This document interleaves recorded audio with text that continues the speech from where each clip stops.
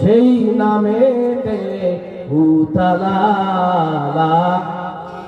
মুসলমান থেকে আওয়াজ বের হয়, বলেন না লা আফদাল যিকরি লা ইলাহা ইল্লাল্লাহ। রাসূল বলেছেন পৃথিবীর মধ্যে সবচেয়ে উত্তম জিকির হলো লা ইলাহা ইল্লাল্লাহ। জোরে বলেন না সুবহানাল্লাহ।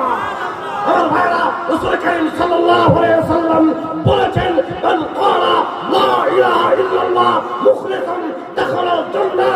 আল্লাহর বান্দা বান্দী যদি ইখলাসের সহিত বিশুদ্ধ নিয়তে একবার লা ইলাহা ইল্লাল্লাহ বলে আল্লাহর জান্নাতে চলে যাবে। জোরে সরে বলেন না সুবহানাল্লাহ। এই জন্য লা ইলাহা ইল্লাল্লাহ বলতে কার পুণ্যবোধ করবেন? আওয়াজ দিয়ে বলেন না লা ইলাহা ইল্লাল্লাহ। বলেন না লা ইলাহা ইল্লাল্লাহ, লা ইলাহা ইল্লাল্লাহ, লা ইলাহা